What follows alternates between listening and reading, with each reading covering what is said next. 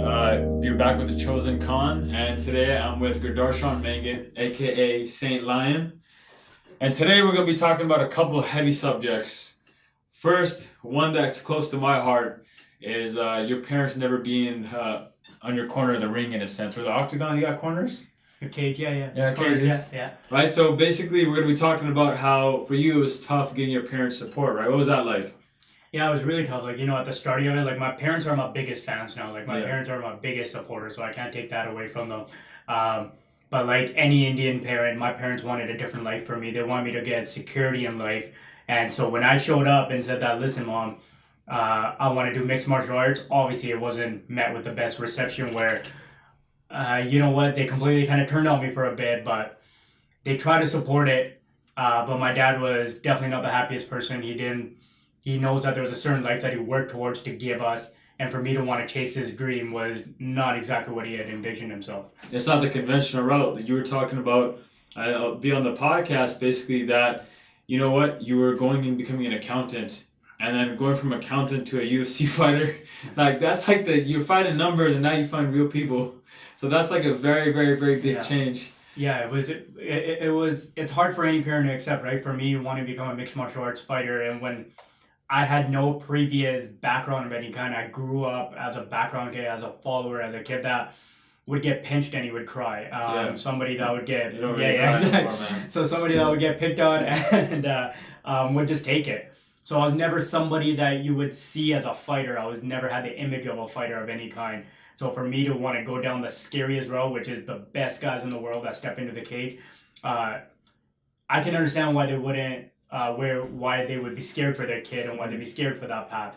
But now, 8 years down the road, they're my biggest fan, my biggest supporters, and the people that stand by me the most. Yeah, and one other thing that we touched on is basically that the hardest battle is that mental battle, and that's not even in the ring, it's outside the ring. That kind of goes into battling with your family, battling with the naysayers, right? Yeah, like some of the biggest things that I've faced are not in the cage. They were all faced outside, from depression to just the mental struggle of building myself up to want to believe that I could become a great fighter, one of the best fighters.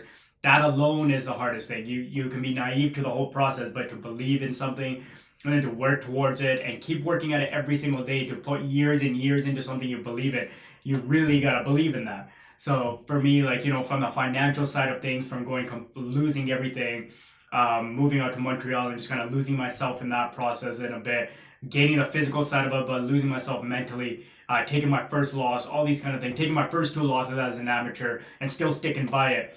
These were all struggles that I had to face from even holding 4 or 5 jobs at one point just to pay for the physio bill while everybody else was going to Vegas and going on vacation. I was giving up trips to keep believing in this dream. And just constant struggle, just so you can shine underneath the spotlight. People don't understand the darkness that you face outside of it. And that darkness gets you one step closer to the sunlight once you actually, I believe, really stare into it, you know what I mean? And face your fears. That's why I think it's going to be powerful, right? A lot of people need to hear this. For myself, when I was depressed, I was like, you know what? I'm not even doing what everyone else is doing. I've been watching all my friends that are successful, or they're going to these good universities, but it seems like they know what they're doing. For me, it was disheartening, and that led me, just like yourself, into depression. It led me to a route where, you know what? I didn't maybe have my parents' support, right? And I don't blame them, because I didn't even have my own support. And I think that's what you're saying. That's key, right? Is you believing it first and foremost, and everyone else they'll join in. Yeah, you have to be real with yourself. You have to build a sense of belief in yourself. And I know people are going to hear that right away and be like, but I can't do it. I can't do this. It's a process. Just like you got into the process of making yourself believe you can become anything, there's also a process to make yourself truly believe you can become something.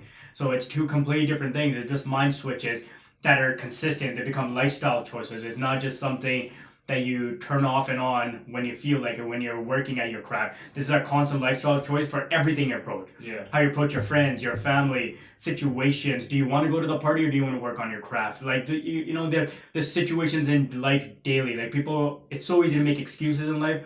It's very hard to kind of stick by something and keep working at it. It's easier for us to make an excuse and just think of a way out of something. I always say that if I was naive, the fact that I was naive towards my dream and the fact that I don't overthink it is the reason I'm still doing it today. Yeah. I could have, if I really sat down, I would have, by the time I got to that 3rd reason of why I shouldn't do it, I would have never started this. The fact that I just went into there almost kind of stupid and just kind of built it up is why I'm still sticking by it today. That's why you're the #1 Indian fighter in the world now. You know what I mean? So if you want to listen to the full conversation, check it out. We got the links down below. And if you want to connect with Gary, I'm telling you, a lot of young kids out there, just a lot of people in general, we're all fighting through a battle. This man literally is fighting battles left and right, left, right, and center.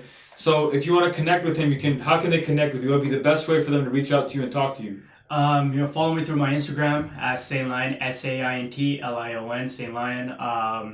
There's my fan page, Saint Lion also. So anything through those things, if you just follow the story, I always try to make my posts inspirational. Anything to get you through your own day while I'm writing about my own, and just hopefully I can empower your own journey and get you to wherever you need to get to. That's powerful. All right then, everyone. We'll see you soon then. Please help a broke Luke and broke Abu today. Thank you.